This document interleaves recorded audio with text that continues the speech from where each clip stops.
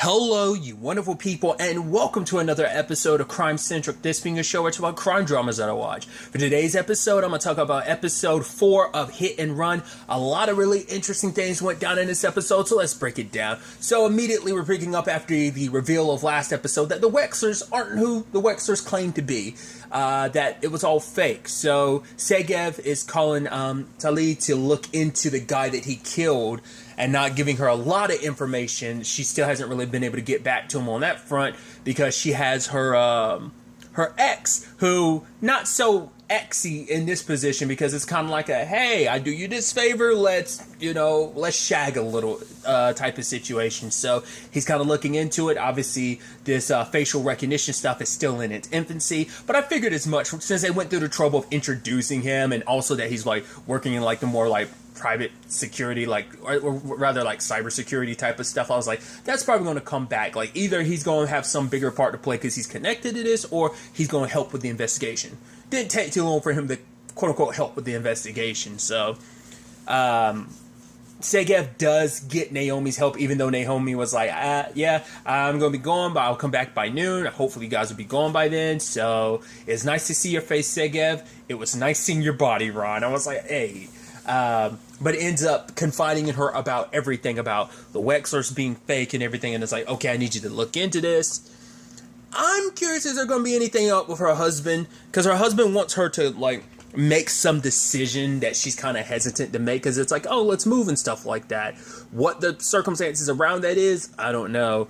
But, I don't know. He just kind of gives me that uneasy feeling, like, maybe he ain't who he claims to be. Or maybe he's worried that this Segev thing is a lot more than, like, Naomi's kind of letting it on to be. Maybe he knows that it's more. I don't know. It's just, yeah, I don't get that. This show breeds paranoia and doubt. This is definitely one of those shows like, you're like, how can I believe anything? How can I believe anyone? Like, so much lies and deception are being thrown around, you know? Because ultimately, Segev and Ron are looking into it because he lets them know, it's like, yeah, like everything, like the Wexlers aren't who they claim to be. That whole thing was like a setup. It was someone else's. All right, let's look into it. So Segev actually starts looking into, like, okay, this is where Danielle was supposed to dance, right? Well, wait, they've never heard of her. It's like, yeah, this particular dance place, the only way you get to go here is if, like, usually it's alumni. Like, if you went to, like, school or whatever, you get, like, it's kind of an alumni type of way of getting into this place. So Segev, desperate, starts looking at other schools and everything. And even Ron throws it out there, like, it's like, the fact is, like, how do you know she was actually a dancer and stuff like that? Like, she could have faked that. He's like, I've seen her. You can't just fake that. And it turns out there is validity to what Segev said, because it's like, either she was severely well trained to cover her tracks like that, because, like, yeah, like Segev as well as like Ella went to see her perform, so that wasn't like some BS. That was some legitimate dancing. And it turns out the reason why is because she actually was a dancer. So I guess they covered their bases. Like, when they were trying to give her a cover, it's a lot.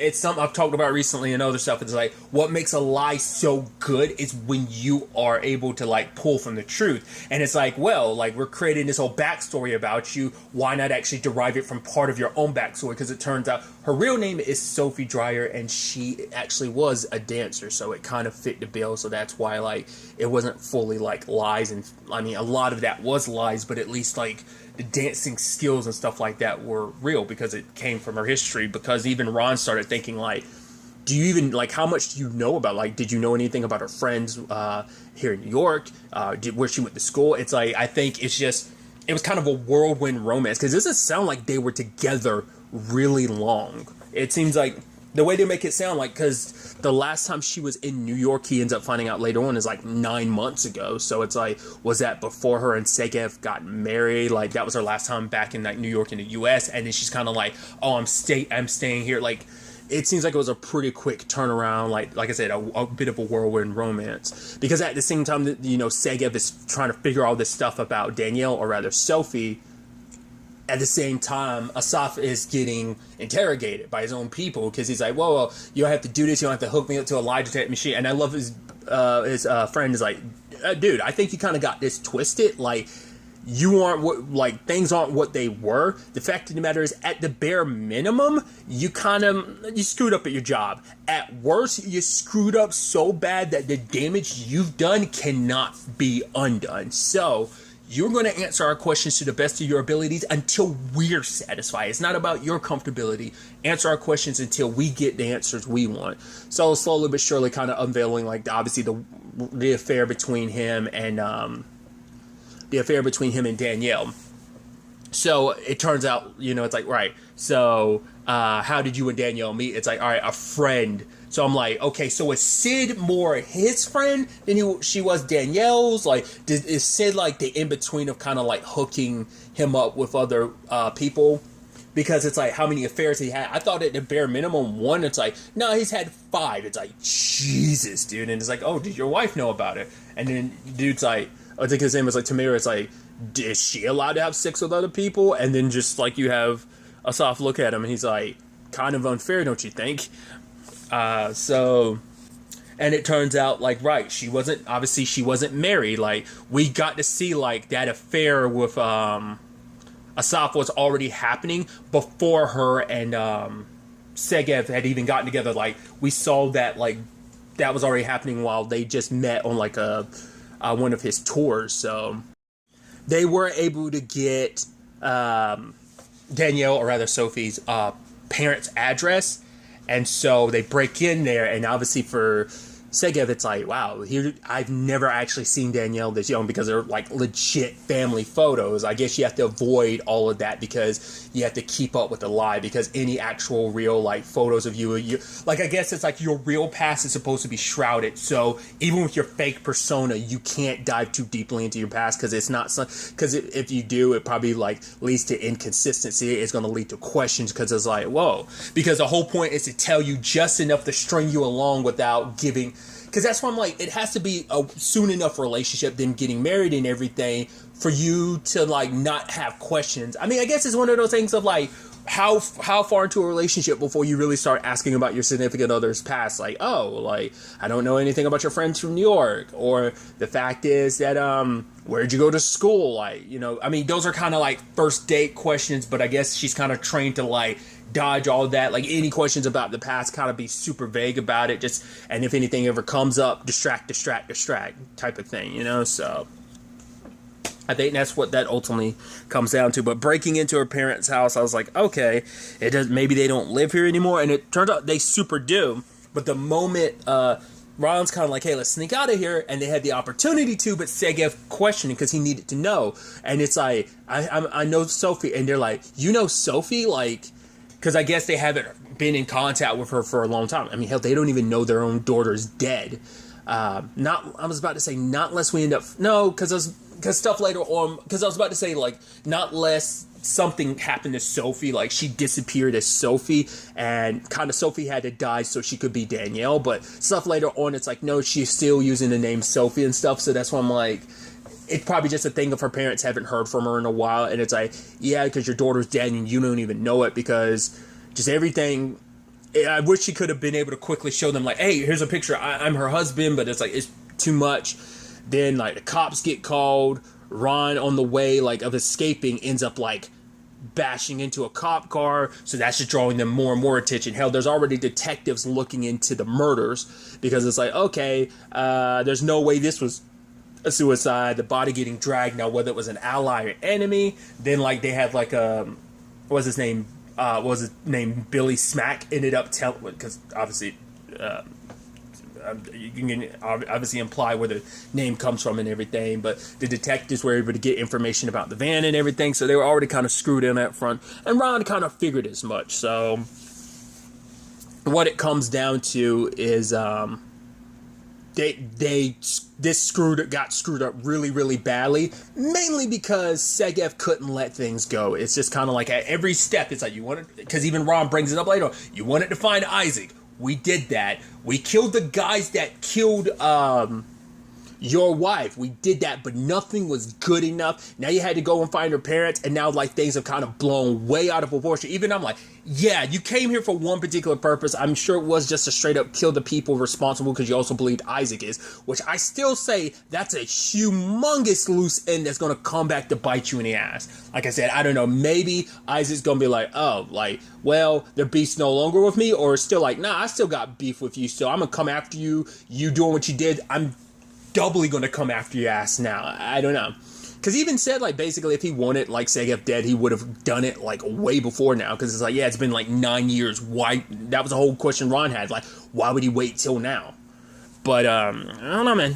We'll see. Because I doubt, like I said, I doubt we're done with that. Because I think he's just waiting for his opportunity to strike. And the most, especially because he's here in America dealing with, Sergeyev's here dealing in America dealing with all of this. Your entire family's unprotected. I mean, they have like some cops watching over, but I still feel like your family back home is going to get, in Tel Aviv is going to get dragged into this because of you. Like, you awoken the beast of Isaac, because I don't know if Isaac knew where he was staying regardless. Like, oh, now an idea like, oh, you have a daughter and everything. Oh, there's people I can drag into this to make you pay. Like, I wasn't able to kill your wife in front of you like I bragged that I would if I had the opportunity. If I knew that she was your wife, I would have killed her in front of you. Fact of the matter is, now I know there's other people I can do that to in front of you, like your mom, your dad, potentially like your sister, your cousin, your daughter. There's a lot there, but obviously it's the back and forth between, because it's like, right, they got to leave the van. Like, why shouldn't we just burn the van? If we burn the van, that's going to draw too much attention. We wiped it down, got rid of the plates. Someone else is going to come and pull it apart. Hopefully, you hope someone does in the area you left it in. But because obviously Ron's big thing is like, you made us murderers in America. That, like I said, this wasn't a well-oiled machine. It immediately fell off the rails the moment you murdered those guys. It's like, oh, cool. You're stuck in a country, like, at the very least, Sergeyev, I don't think is that familiar with. You don't have the backup and resources. The only resources and backup you have is Ron, and he's kind of falling apart in his own right. And Naomi ain't going to be able to help you out much in that department. So you kind of, like, up shit's creek type of situation. But it comes up into the conversation where Sergeyev is like, murderers. I made us murderers. I made us murderers? Basically, you have the audacity to say that when you're the one that dragged me to Mexico. We killed people. We didn't even know who they were. And he's like, you dragged me there. I didn't want to go, but you did. I went there for you. And now it's kind of like, I wish I had never done that. Like, I wish you had never dragged me to that hellhole. And, because it's like, because of that, they got involved with Isaac. They did a lot of terrible stuff because a lot of that falls on Isaac because, yes, he's the one that ordered it. Like, this was his thing. But they still played their part in it. They've still got plenty of innocent blood on their hands, I'm sure. Just a lot of blood in general. And it's like, you still have nightmares? And he's like, good, you deserve them. And, for Ron, it's like, fuck you, Sergeyev. You and your lying wife. She got what she deserved. Turns into a slug out. They're on the train, like, they're on either a bus or a train, and they're, like, a couple seats apart from each other. But at the end of it, Ron's just kind of like, you gotta go. You should go back to Tel Aviv before it's no longer an option for you to be able to go. Like, it's not even worth it at this point in time. Like, what are we even doing? Like, this woman isn't who you thought she was. Like, everything about her was a lie. Like, what's your wife's name? Danielle. It's like, no, Sophie Dreyer. Everything you knew about Danielle was a lie. Like, why are you chasing ghosts? Like, this woman isn't, just let it go. Go back and be with your daughter, Because he's like, this woman didn't even love you. And then Sergeyev is like, how would, you don't know that? And he's like, who would do something like this to someone they love? Because that's the super effed up thing. I mean, this woman got close to not only you, your family, your daughter. Your daughter is shedding tears over, like, her stepmom dying, and it was all a lie. She wasn't who.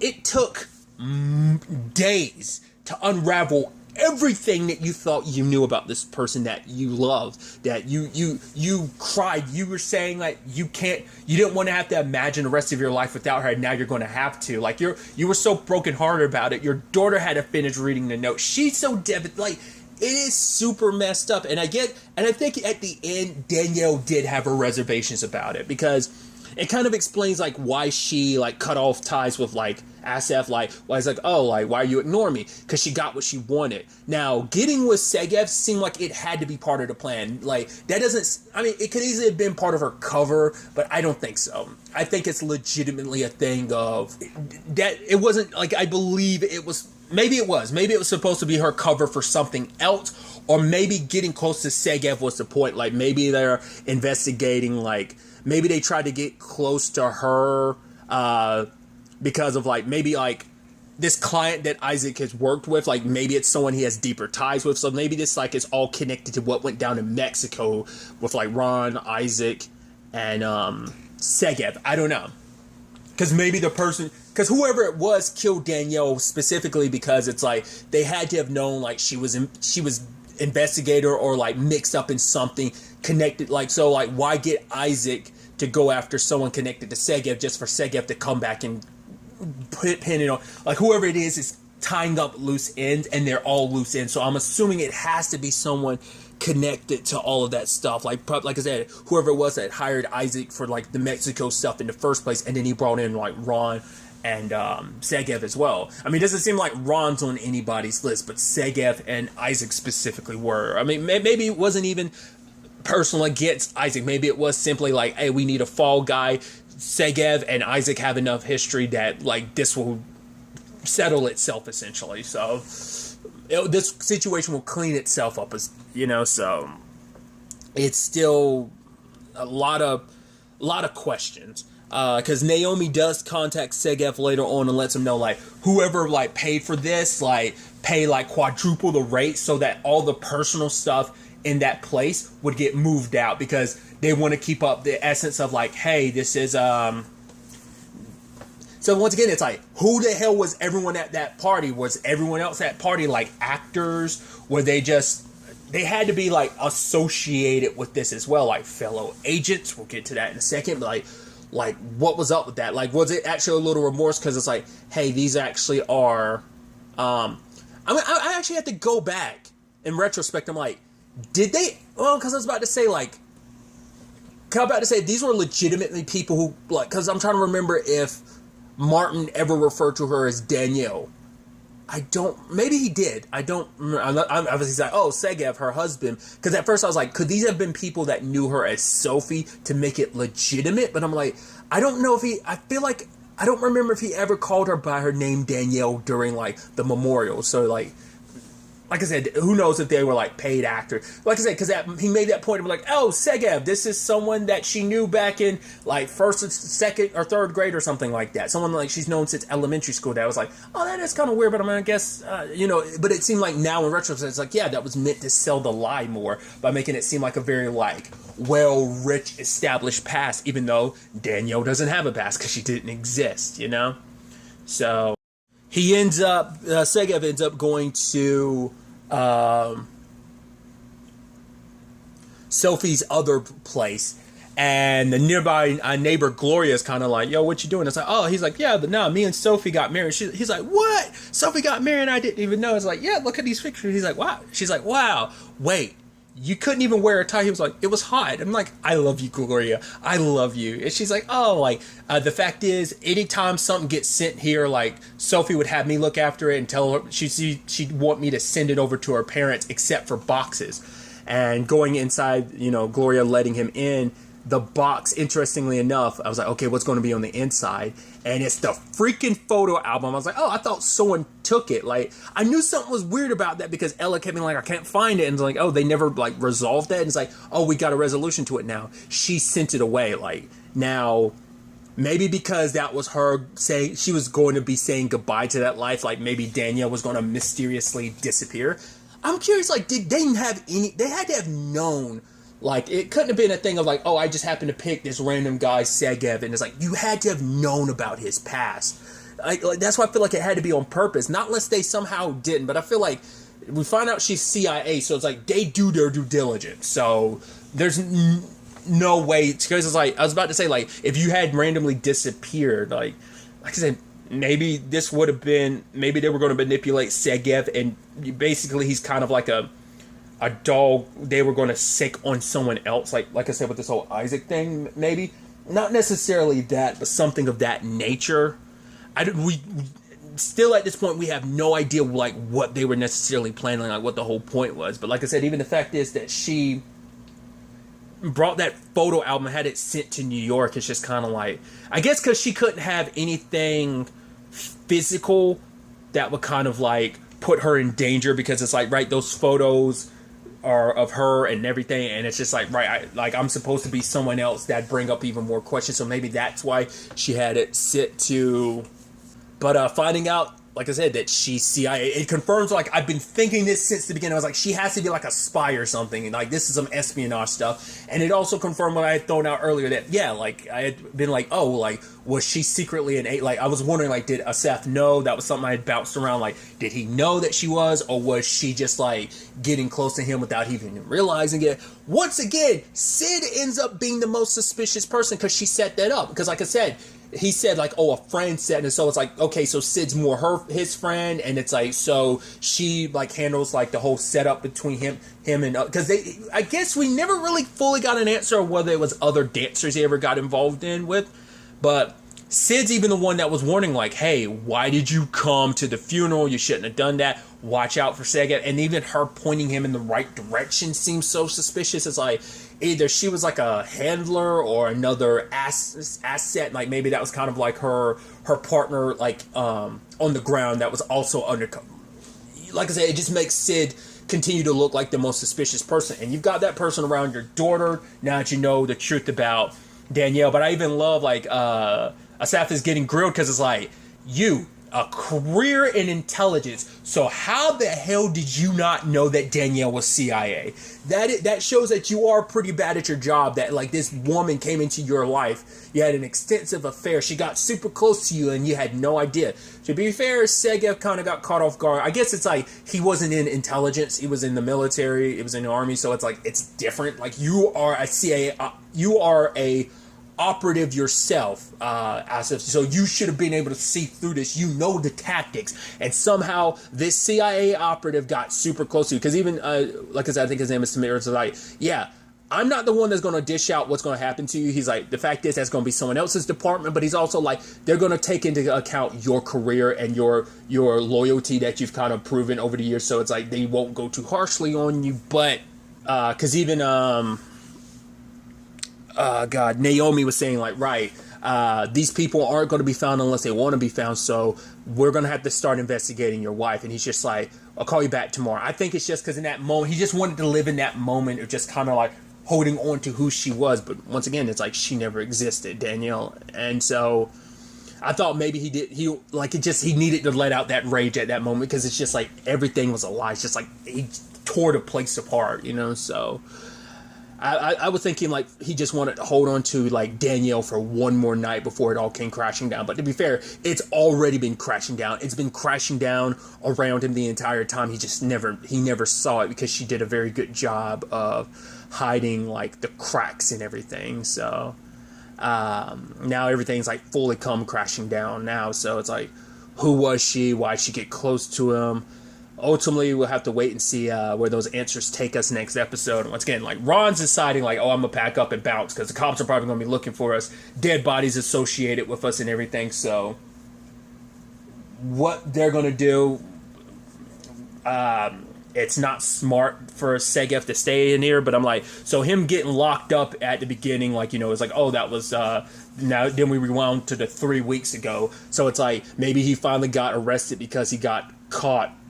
Because I was wondering at the beginning, I was like, maybe he got put in jail on purpose. Now I'm like, no, he probably got caught from all the like super stuff that he got caught up in while here in New York. It's like, how do you resolve all that? Because you've killed a lot of people, yeah, in a different country. Like, how do you like resolve this? Like, this is just knowing he ends up in jail too, like, makes you think like, man, there's definitely like a thing of like, I don't see this all getting resolved of like, oh, you did what you, like, I don't know. Like, it don't seem like it's going to be a Taken type of situation where it's like, yeah, you went to a different country, killed a whole bunch of people, and somehow were able to just kind of walk away from all of that. I don't know. Maybe this will kind of have that same thing. It just don't feel like it. The fact is that he ends up in jail. But like I said, we'll ultimately have to wait and see where all this takes us in the next episode. But really, that's all I want to talk about. Till the next time we meet, be happy, be safe, live life to the fullest, and enjoy it. Good day, and goodbye.